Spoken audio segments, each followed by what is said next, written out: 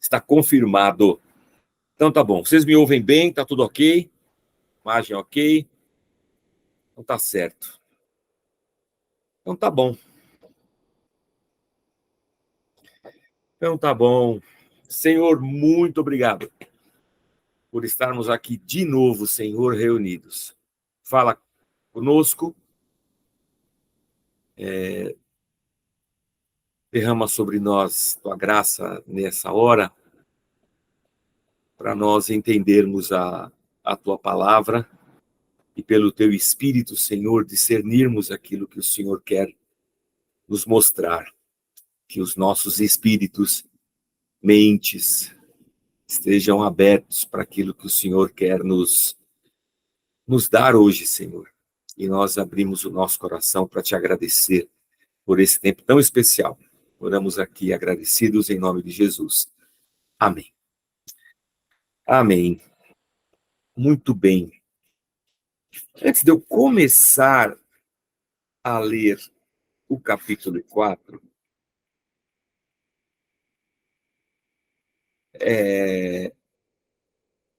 eu quero citar duas coisas antes de começar a ler o capítulo 4. Eu quero citar o texto do apóstolo Tiago. Vou abrir minha Bíblia aqui. Se você quiser abrir, fica à vontade. Ou então, depois você pesquisa. O apóstolo Tiago deixa uma carta para a gente bem prática no Novo Testamento. E ele vai dizer assim para a gente, olha.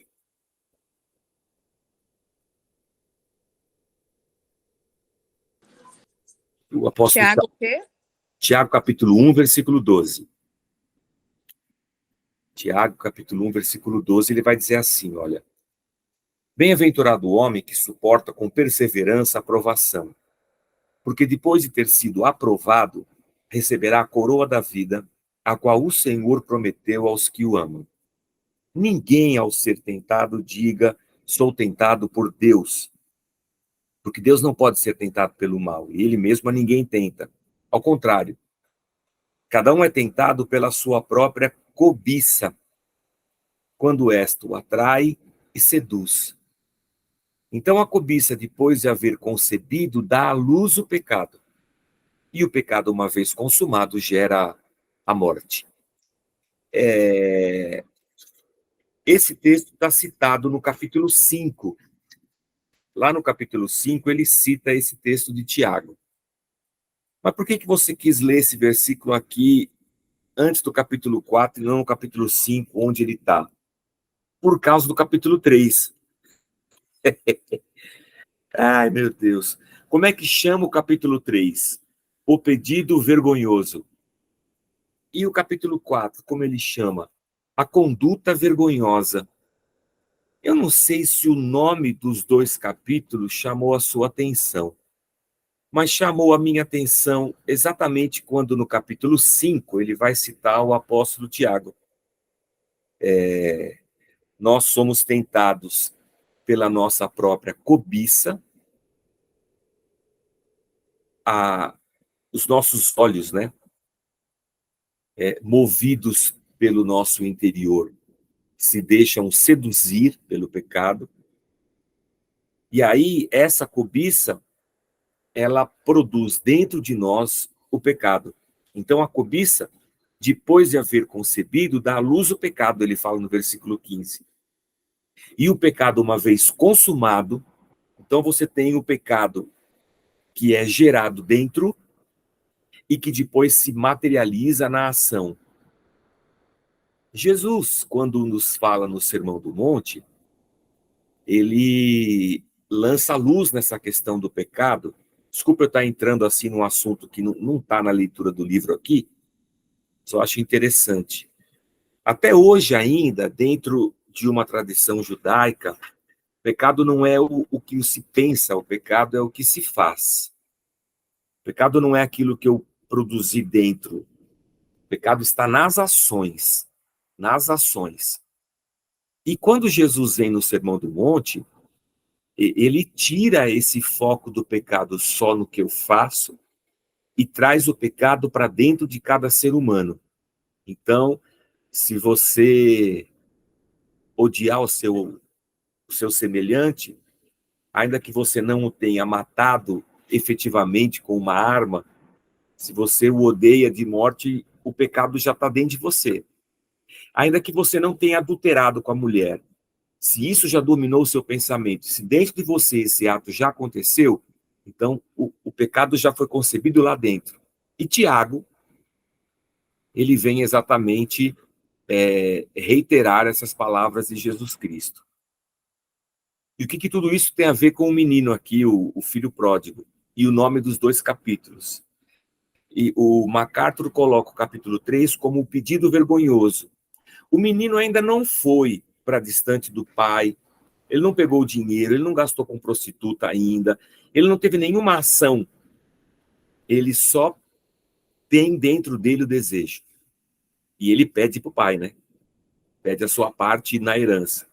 E o capítulo 4 continua no mesmo assunto, só que a questão sai do desejo do menino, do jovem rico, e se traduz na materialização da coisa, numa conduta vergonhosa. Então é bem o que Tiago está dizendo, e que vem reafirmar aquilo que Cristo disse no Sermão do Monte. O pecado não está só nas minhas ações, o pecado está dentro.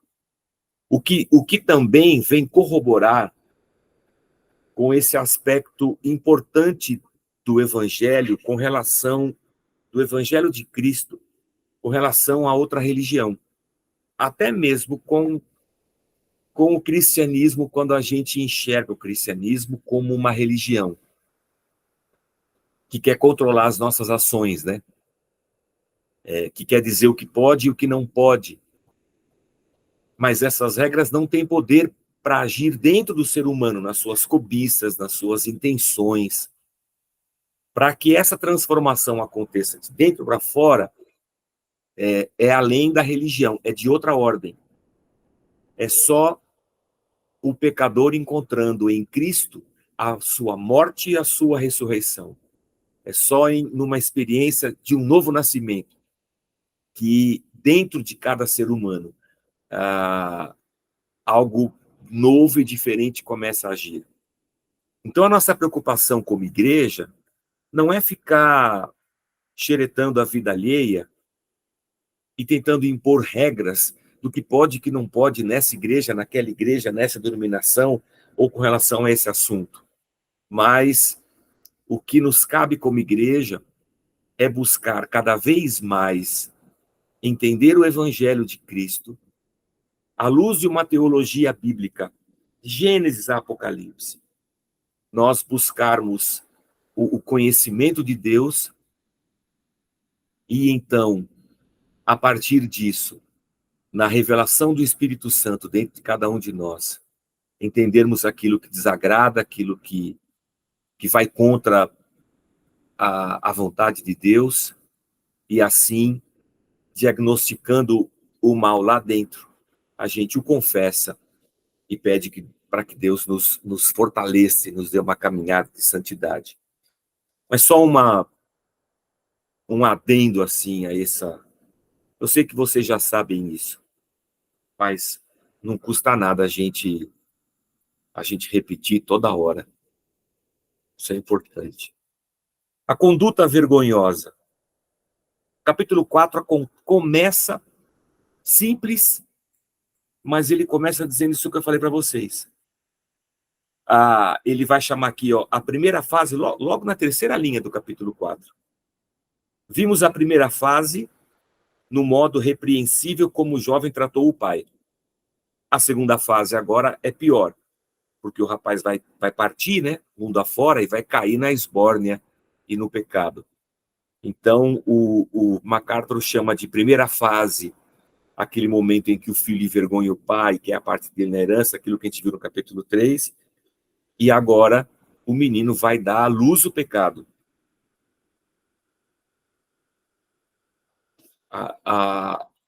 Ele vai materializar o pecado. Se você olhar aqui, ele fala assim, A segunda fase é ainda pior. Começa com a partida do rapaz, do lado de sua família, e prossegue com sua jornada mundo afora. Essa parte da história culmina no colapso total da vida do pródigo. Sua cobiça revelou-se incontrolável. Ele se encontra preso a um cativeiro do qual é impotente para se libertar.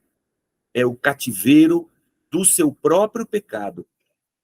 Um tipo de prisão infinitamente pior para ele do que jamais imaginara que fosse a autoridade do seu pai. Ele se sentia preso pelo pai, né?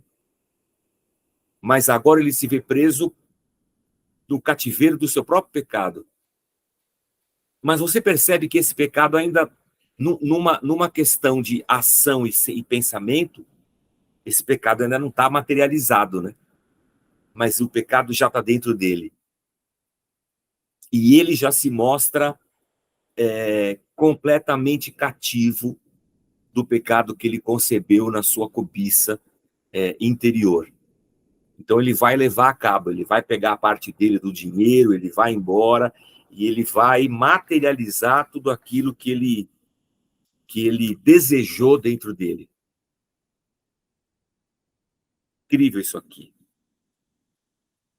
Muito bacana. Outra coisa que é interessante, que o autor traz para a gente, é toda a questão cultural do judaísmo.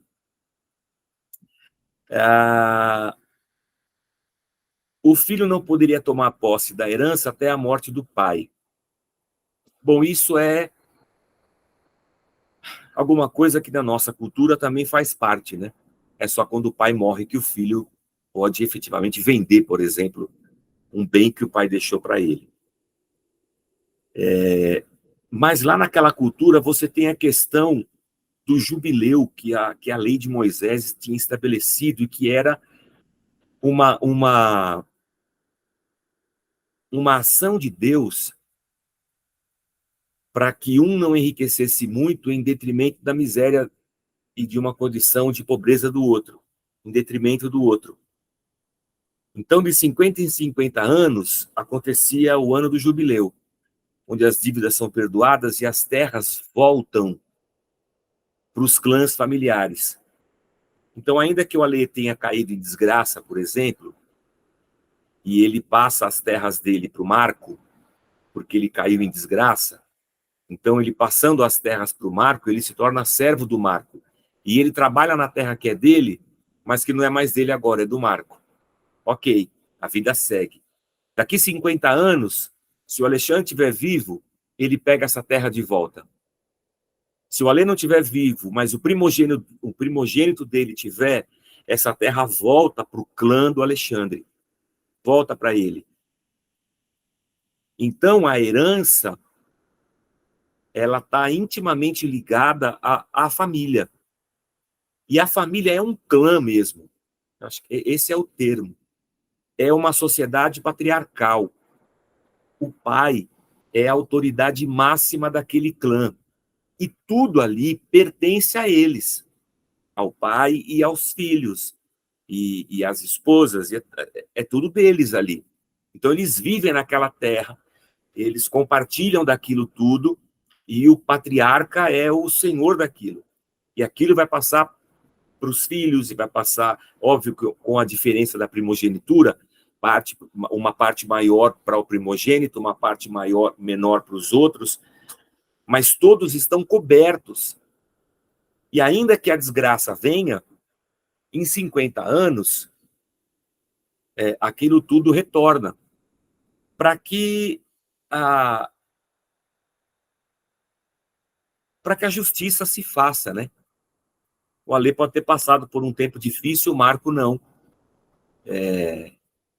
Mas daqui 50 anos, no jubileu, tudo volta ao normal e o Alê tem a chance de se reerguer, de retomar a vida. Muito bem.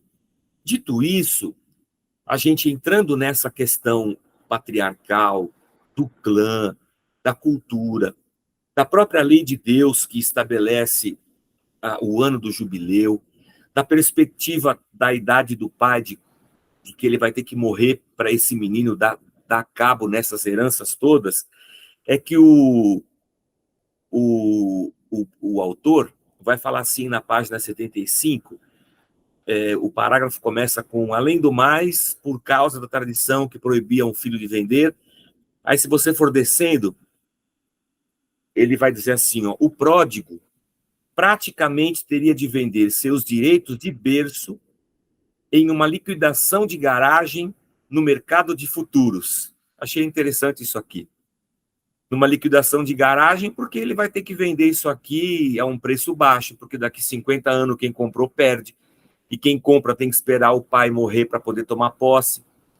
Então, a gente está falando de um menino que vai ter que jogar o preço das coisas que ele recebeu como herança lá embaixo para ele ter alguma liquidez, transformar isso em ativo, em dinheiro, em moeda, em prata, e sair dando vida à sua cobiça.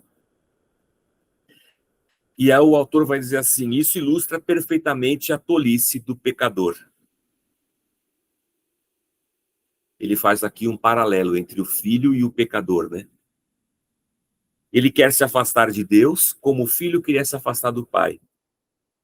E ele está preocupado em fazer isso agora. Ele quer ir agora. Não pode ser a semana que vem. Ele não quer planejar. Ele não quer esperar um pouco. Tem que ser agora. Ele está mais preocupado em fazê-lo agora do que com o que tal decisão pode lhe custar no futuro. Ele não quer prestar contas a Deus. Vende barato quaisquer presentes que possa ter recebido de Deus. Ele desperdiça oportunidades espirituais. A benevolência da divina providência e todas as bênçãos que Deus lhe concede.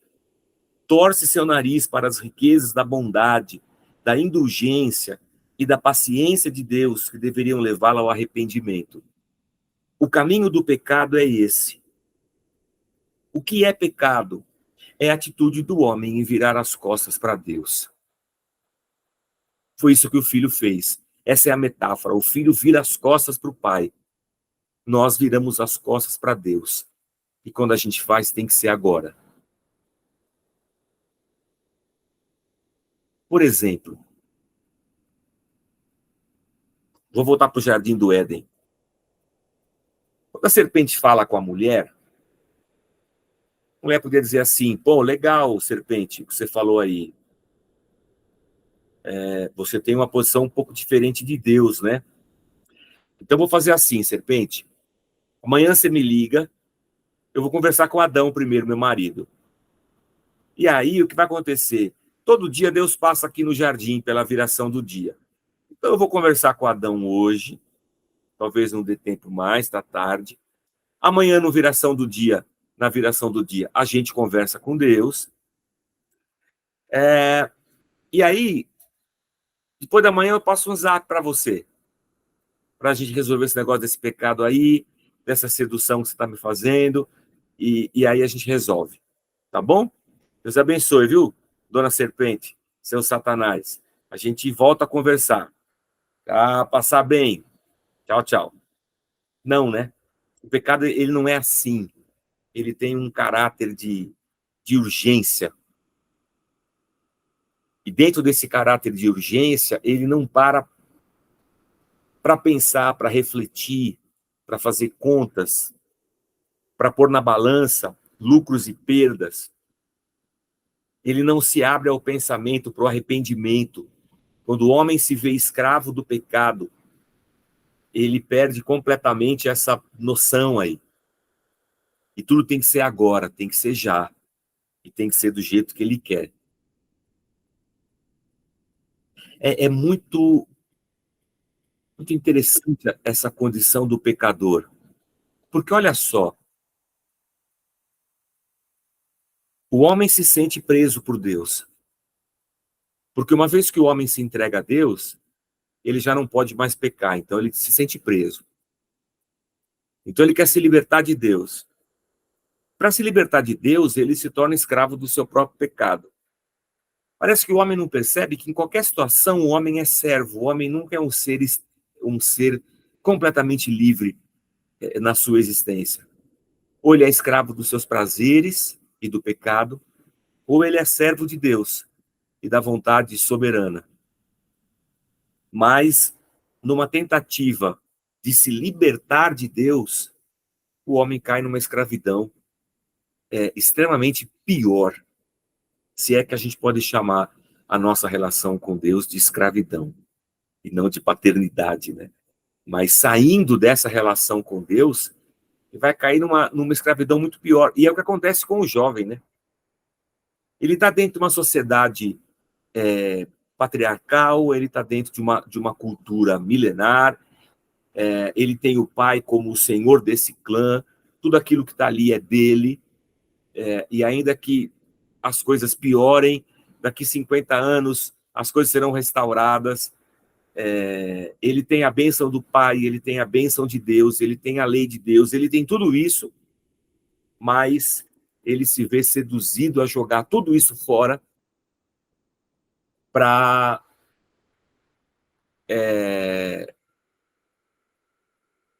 abraçar alguma coisa que talvez ele nem saiba o que é.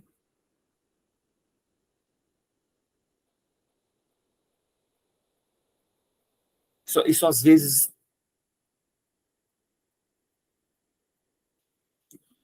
Isso às vezes, sabe o que isso me lembra? Isso me lembra, assim, sei lá, um marido ou uma esposa que no meio do casamento, com filho, com casa, com tudo, se vê laçado, né, por um caso extraconjugal. E da noite para o dia, faz as malas e vai embora. Ele não se permite a conversa, o diálogo. Não. Da noite para o dia, eu largo tudo e vou embora. Para alguma coisa que eu nem sei o que é. Por uma paixão, por um desejo extremo, por um sentimento de prisão que talvez casamento e família me representem. Mas eu me lanço numa prisão muito pior, né, do pecado. Talvez talvez na família de vocês ou nos amigos próximos vocês tenham uma experiência de gente que faz isso, né? Que entra por esse caminho, que desce ladeira abaixo. Bom, a coisa fica muito feia enquanto Jesus conta a história, porque o cara vai embora para terras distantes. Vai embora para terras distantes. Bom, se é terra distante, na cabeça de um judeu, ele já está pensando assim: esse garoto vai para a região de gentios. Ir para a região de gentios é sair de um território santo e se aventurar por uma terra prostituída.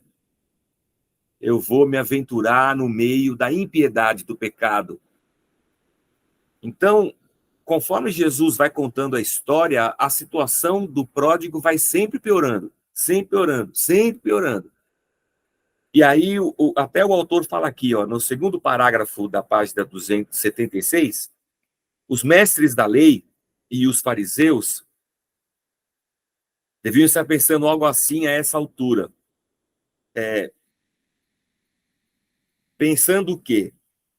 Vou descer um pouco as linhas, e na última frase aqui desse parágrafo ele vai dizer assim: na cabeça deles, o pródigo estava além da redenção. O pai devia se sentir feliz por ter se livrado dele. Olha só, dentro de toda a cultura judaica, dos ouvintes que estão ouvindo o que Jesus está contando, a história que Jesus está contando, ela é o absurdo do absurdo. O que esse filho está fazendo é a coisa mais terrível para o pensamento daquela sociedade. Então, os mestres da lei, os fariseus, estão ouvindo. Lembrem-se que Jesus está conversando com pecadores, com mestres da lei e fariseus. E a parábola do filho pródigo é o exemplo do amor de Deus.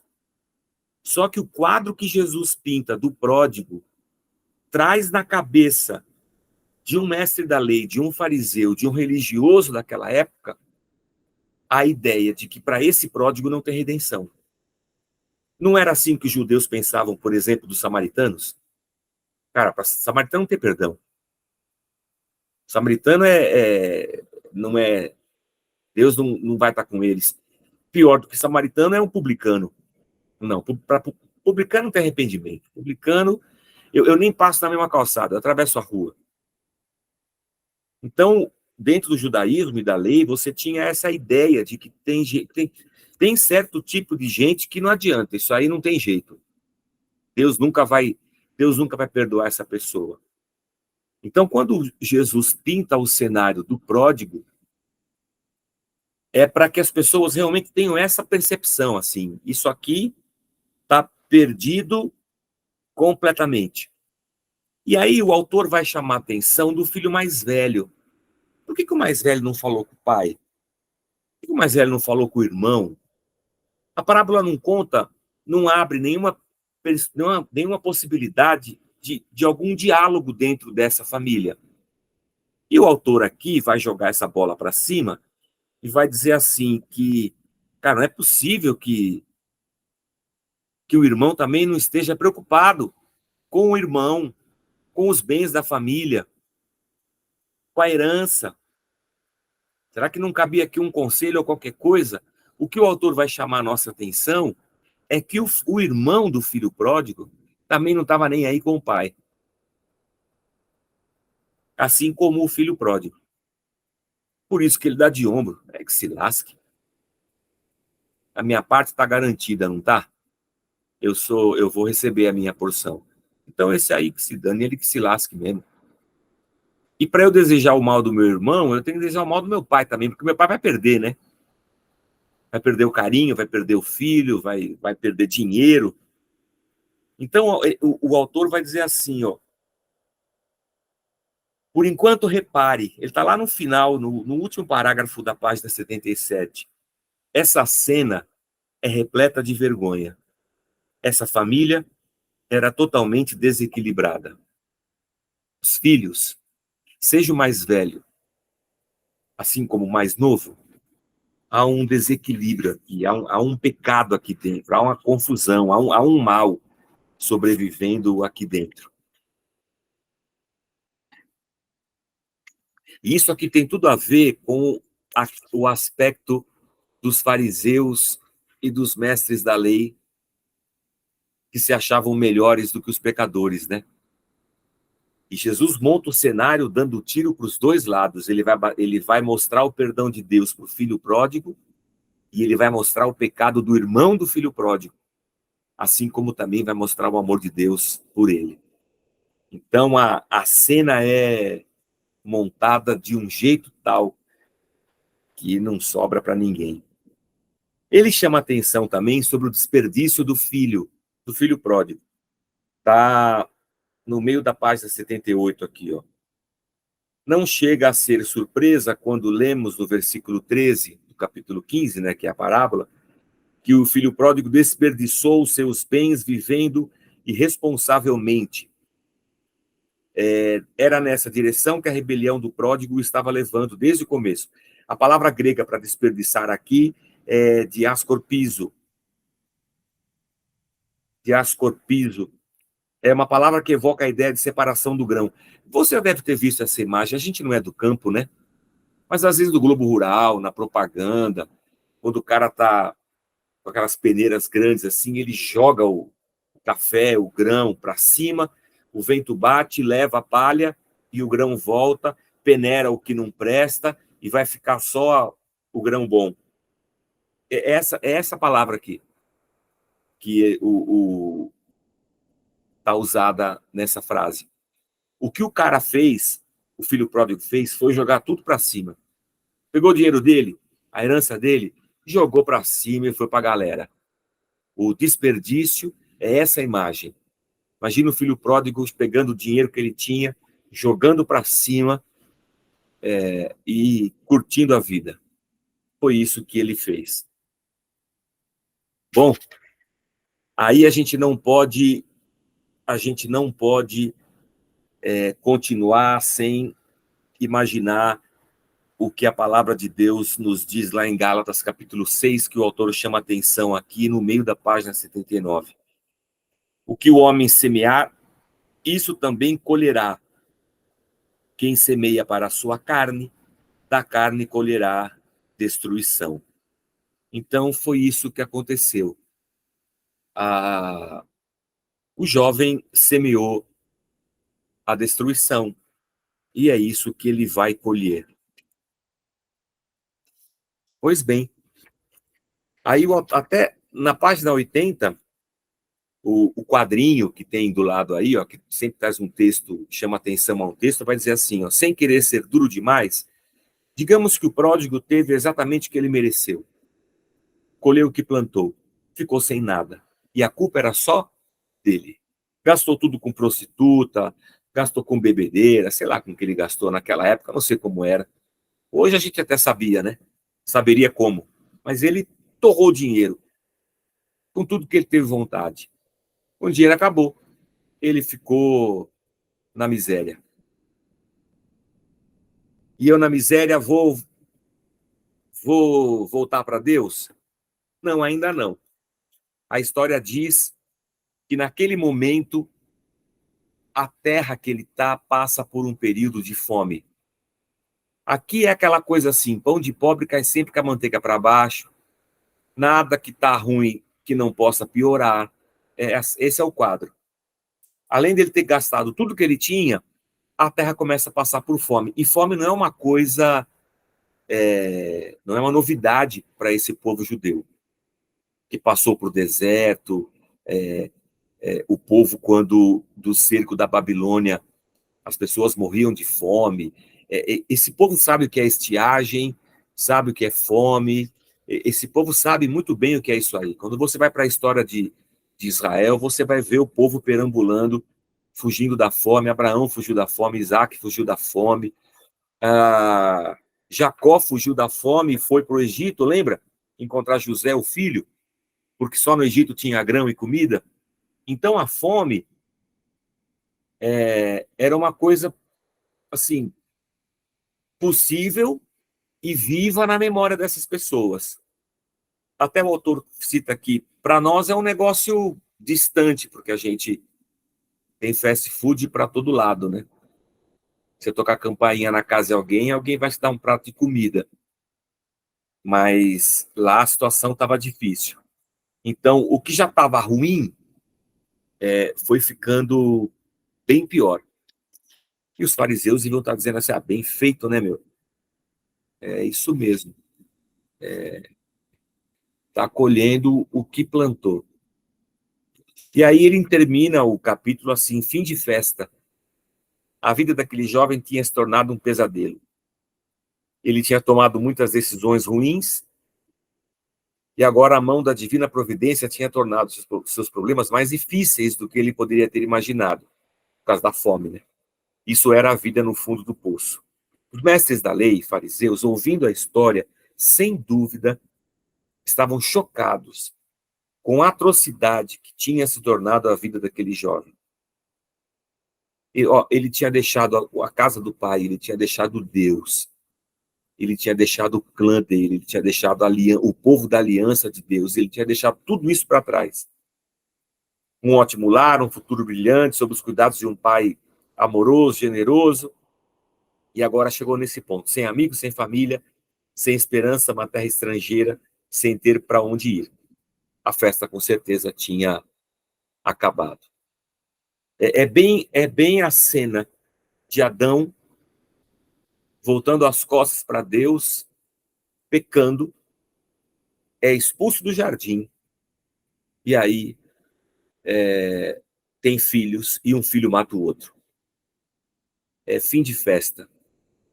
Você estar completamente entregue a uma condição de destruição e morte. Mas o versículo 17, virando a página, ele chama a nossa intenção, e o autor vai chamar aqui a hora da virada, o caindo em si, né? O caindo em si. A questão do cair em si ainda não estava assim completamente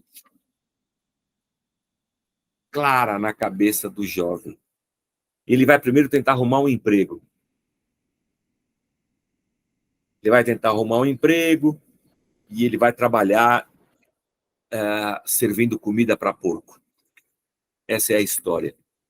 Bom, a gente não precisa nem dizer que o porco para o judeu é um animal imundo e o cara está lá trabalhando nessa imundice que é a tradição da lei quanto aos porcos. Os porcos estão comendo vagem e ele está desejando comer as vagens que os porcos comem. Página 89, o quadrinho aqui, ó. Ele pensou que pudesse se reerguer. Talvez até mesmo conseguir sair do dilema, assim, daquela condição que ele estava. Isso é típico dos pecadores que tentam fugir de Deus. Quando Adão e Eva pecam, eles buscam Deus? Não. Eles tentam dar um jeito na vida, não tentam? Que jeito que eles dão?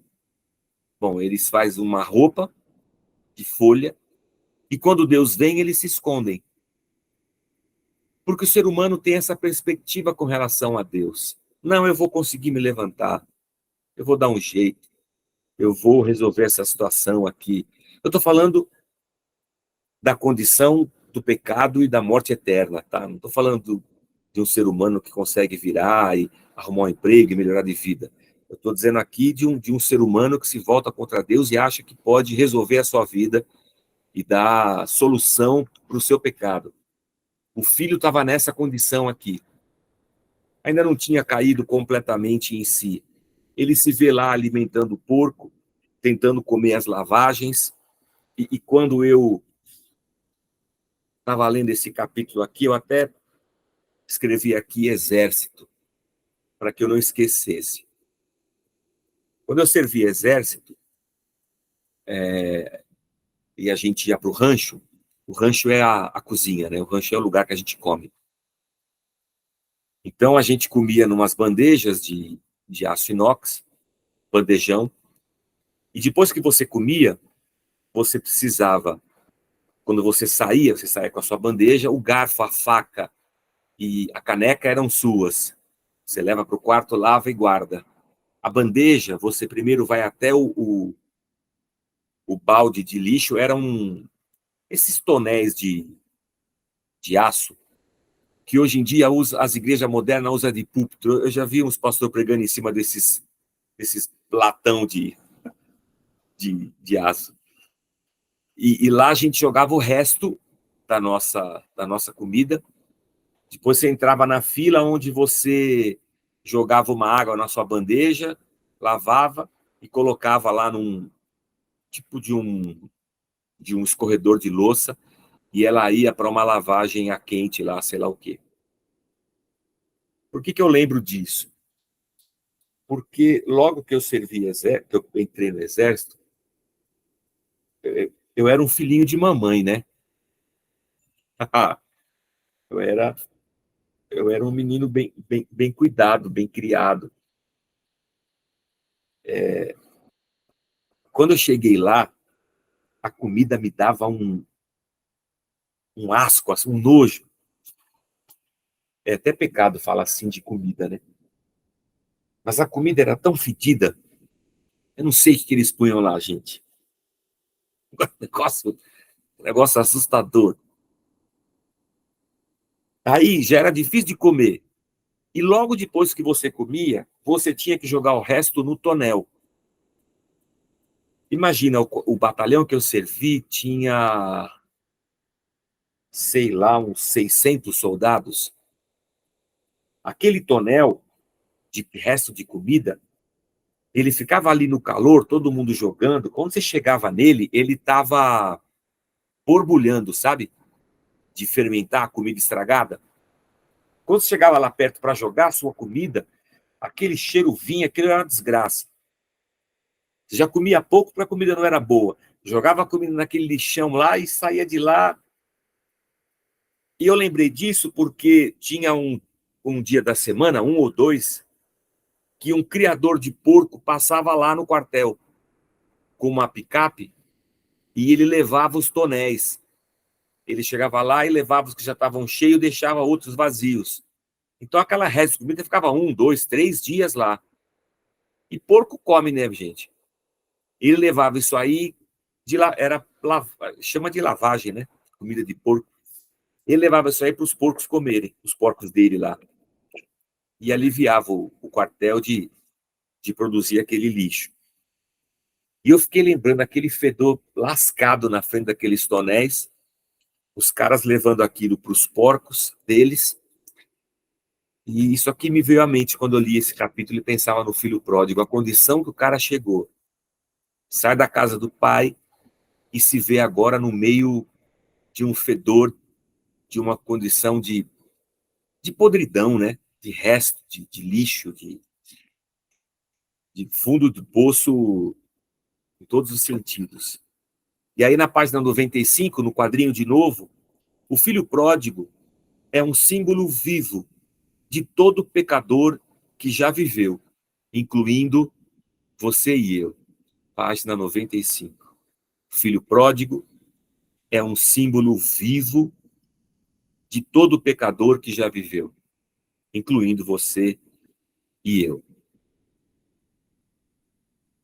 Porque todo ser humano se afastou de Deus. E todo ser humano encontrou o seu fundo de poço na sua história. Porque se você pensar bem, não há conversão sem consciência de fundo de poço. Não há conversão sem arrependimento. Não há arrependimento sem essa percepção de que eu fiz muita bobagem. Então, eu e você somos esse filho pródigo, nessa espiral descendente do pecado, até que a gente se encontre com a graça e com o amor de Deus. Mas nesse momento da história, fariseus e mestres da lei, eles estão dando glórias a Deus, que eles são perfeitos, e eles não são esse filho pródigo aqui. São os filhos de Deus, né? E aí o MacArthur vai chamar a nossa atenção na página 96, do lado daquele quadrinho que a gente sempre lê. O maior mal do pecado não está no fato de que ele é uma transgressão da lei, embora certamente o seja. Vai citar 1 João, capítulo 3, versículo 4. Mas o verdadeiro mal do pecado está em sua natureza como uma afronta pessoal a um bom e gracioso legislador. Não é só o fato da gente ter transgredido a lei, é o fato da gente ter afrontado pessoalmente a Deus, a sua bondade, o seu amor, a sua generosidade, e a gente ter voltado as costas para ele e dito: eu dou cabo da minha vida. Eu posso viver sem Deus. Aliás, eu quero viver sem Deus, eu quero viver livre. Então, aí no quadrinho ele vai dizer: pecar é uma expressão de ódio contra Deus. É pesado isso, não é? Quando eu peco, eu não penso que eu estou odiando a Deus. Mas se no meu pecado eu estou declarando o meu amor àquilo que eu estou cometendo, ao declarar amor por aquilo que eu estou cometendo como pecado, eu estou ao mesmo tempo declarando o meu ódio a Deus que havia, sei lá, havia proibido que eu fizesse aquilo. E que vale a desejar que Deus estivesse morto. Porque entre escolher Deus e o meu pecado, eu escolhi o meu pecado. Então, para mim, eu queria que Deus estivesse morto, porque assim eu podia pecar à vontade e em paz. É bem o que o pródigo faz. Eu queria que meu pai tivesse morto, por isso que eu pego a minha parte da herança. Para mim, meu pai está morto. Eu vou levar a minha vida. É muito interessante isso aqui. E o texto no penúltimo parágrafo aqui embaixo, Além do mais, o pecado sempre dá maus frutos. Eu volto aqui para Gálatas, né? A gente passa na vida e aqui é todo mundo, é crente, é incrédulo, é católico, é qualquer religião. Tudo aquilo que o homem plantar, ele vai colher. Dentro da lógica da vida, né? Aquilo que a gente plantar, a gente vai colher. Nós colheremos as consequências do pecado que nós cometemos. Deus nos perdoa, nos lava, nos limpa, nos restaura, mas a gente vai colher nessa vida aquilo que a gente plantou. Isso aqui é triste, né? Isso é triste. Isso é muito triste. No mundo evangélico, em que todas as coisas más são ação do diabo, e que nas igrejas se pinta o quadro de que você vai repreender o diabo e aí tudo que é de bom vai voltar para você, e as pessoas cantam, né? Deus vai me restituir, restituição. Tem até uma música, né? Restitui, traga de volta o que é meu. Essa ideia de que eu vou semear todo o pecado que eu quiser, mas a culpa não é minha nem do pecado, é do diabo. Então, quando eu repreender o diabo, eu vou ser restituído de tudo. Então, a igreja promete um Shangri-La, um mundo que não existe. Primeiro, que nem todo mal está no Satanás. Está na minha cobiça e nas minhas concupiscências. Está no meu desejo. E a vida não é assim, um passa-régua e zera tudo. A gente sempre está pagando pelas consequências das nossas escolhas. É que Deus, na sua imensa graça, tem o poder de transformar maldição em bênção. Mas não significa que a gente não passe pelas agruras que são consequência das nossas escolhas. Metade da página 97. Em outras palavras, somos todos filhos pródigos. É só aí, então, virando a página para 98 e 99, que a parábola lança luz quando o filho pródigo, caindo em si, ele vai pensar assim, pô, ele recobrou os sentidos, né? Naquela hora parece que vira uma chave assim. Ele percebe a sua situação.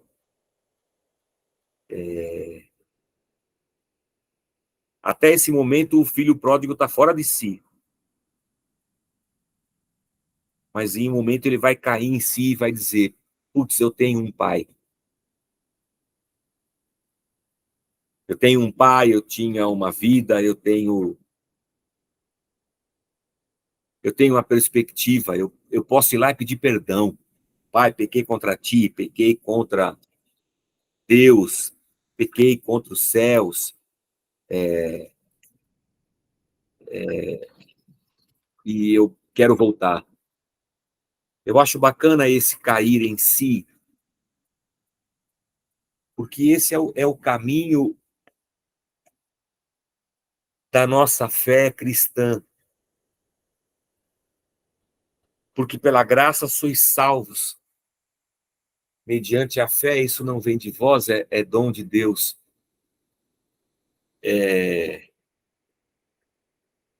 A palavra de Deus apresenta para nós a dádiva da graça, da salvação de Deus, e o que Deus nos convida para recebermos essa graça é que a gente caia em si.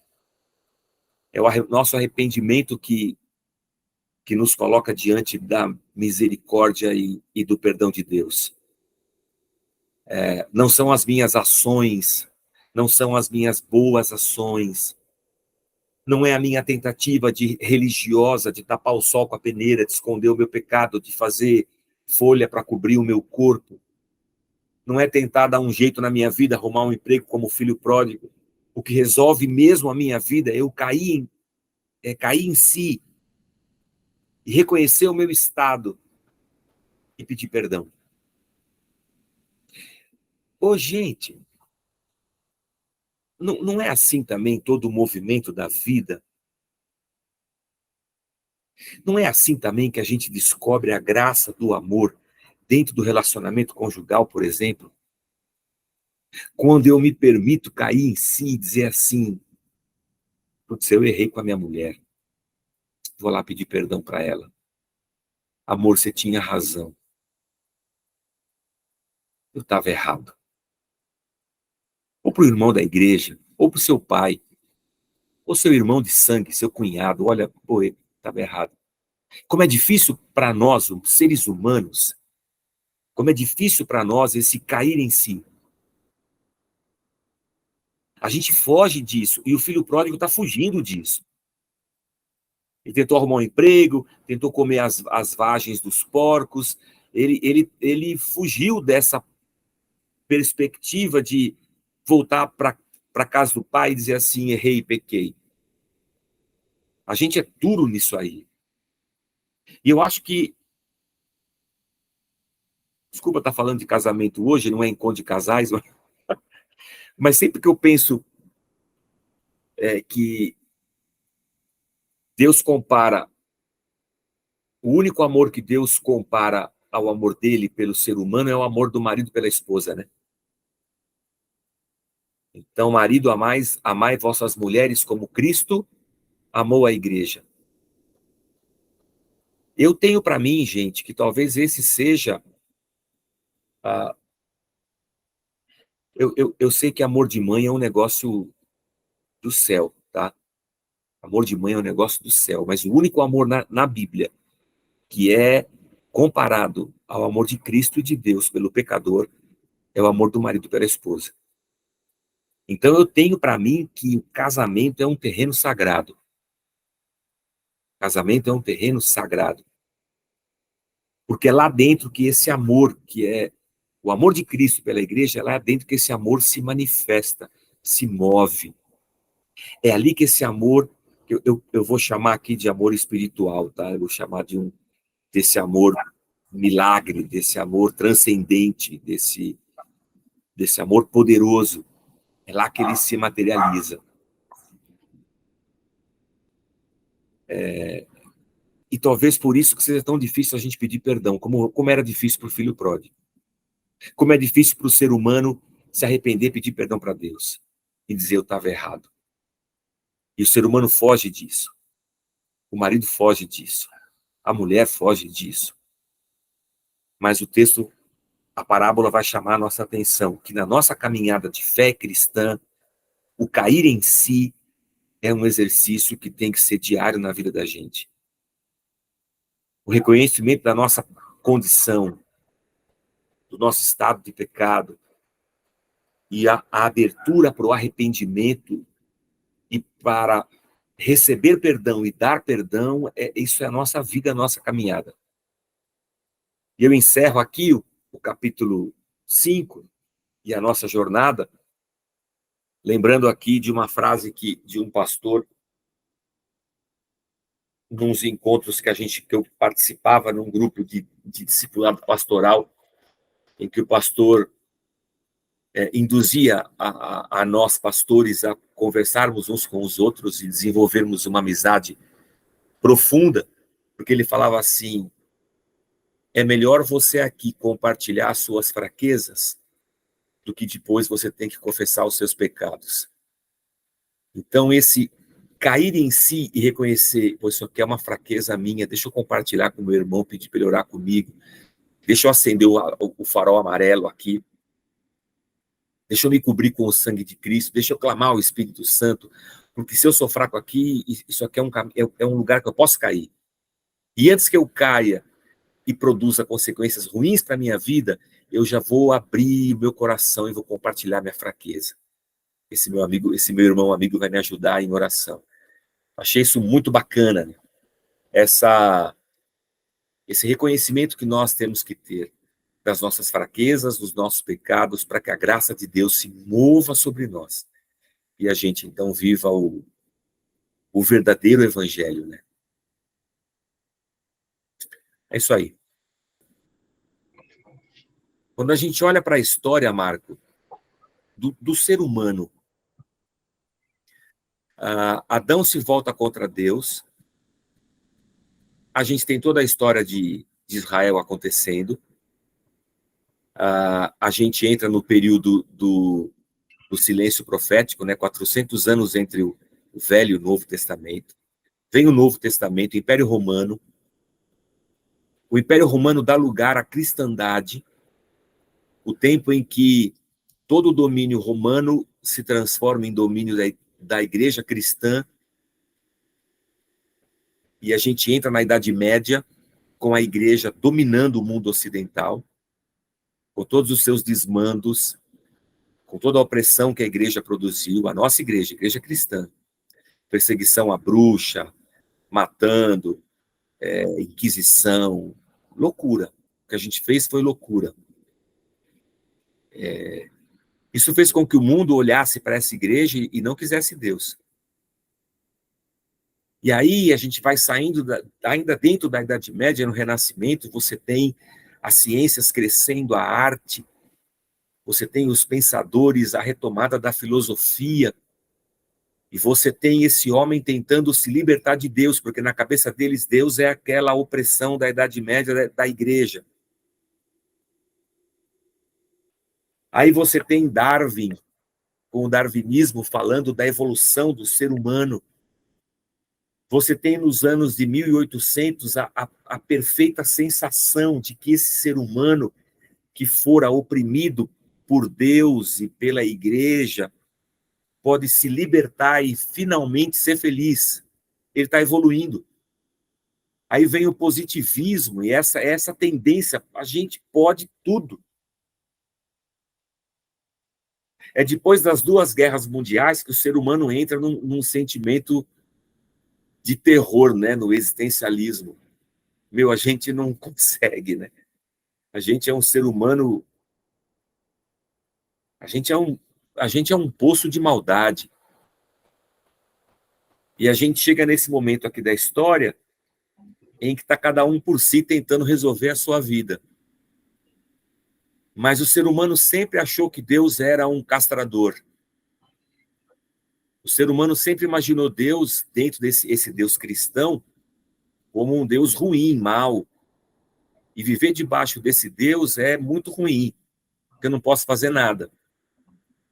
E o que a gente vê em séculos e séculos e séculos de história é o ser humano sempre fugindo de Deus e sempre cada vez mais escravo de si mesmo, dos seus desejos e do pecado. Depois que o pecado entrou no mundo, não tem jeito. Não dá para fazer equação nenhuma nesse mundo sem se levar em conta o pecado. O homem conhecia o mal só pela palavra de Deus. O homem, eu digo, lá no jardim. E Deus fala assim, se você comer essa árvore, você vai conhecer o mal. Não a partir do que Deus diz. Vou conhecer o mal a partir da minha própria experiência. Quando o homem come, o mal deixa de ser alguma coisa que Deus disse, isso aqui é mal, e passa a ser alguma coisa que o homem experimentou, agora está dentro dele. Então está dentro de mim. Essa natureza humana está dentro de todos nós. Nenhum de nós está imune a essa natureza humana. A diferença, Marco, é que a religião vai tentar domar essa natureza com as suas regras. Assim como a lei era um caminho de cercear o homem e conduzir o homem por um caminho de santidade. O apóstolo Paulo vai dizer que, no fundo, a lei era um aio. A lei era um tutor, até que o filho atingisse a maioridade. Aí vem Cristo. Então, para Paulo, a lei era um tutor que estava pegando uma humanidade na sua idade infantil, até que essa humanidade atingisse a maturidade, e a maturidade para a humanidade é Jesus Cristo. Aí eu não preciso mais desse tutor. Eu tenho Deus em mim, eu tenho o Espírito Santo de Deus em mim. Então, a religião nunca vai conseguir matar esse ser pecador que habita dentro de mim. Nem nem dominá-lo. Ele vai estar lá e ele vai agir. Quando a gente tem contato com o evangelho, e é o filho pródigo, quando eu percebo que Deus não quer me matar, mas ele veio me dar graça e me perdoar, então eu experimento o novo nascimento. Só que agora eu tenho duas naturezas dentro de mim, né? Começa o conflito, né? Eu tenho uma natureza dada por Deus e eu tenho uma natureza humana, pecadora ainda. E eu vou viver como cristão um conflito até a volta de Cristo. Então é aquela coisa. Eu preciso ver quem eu estou alimentando mais dentro de mim. Qual natureza eu estou alimentando mais? Se essa nova natureza em Cristo ou se essa velha natureza do pecado. O leão que eu alimentar mais é o que vai me engolir. Mas é isso.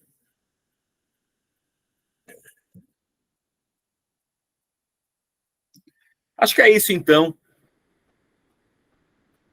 A gente, na próxima aula, vai para o capítulo 6. Se quiserem ler de novo, sempre antes da aula, se você quiser, ler a parábola. Antes da gente conversar aqui, dá uma lidinha na parábola, a gente realimenta a temática. Semana que vem estamos aqui. O retorno. Capítulo 6 é o retorno. Se der, eu vou 6 e o 7. Tá bom? A gente vai encerrar mais um livro, hein? Você está virando um crente que lê livro. Você nunca imaginou que você ia ser um crente que ia ler tanto livro assim.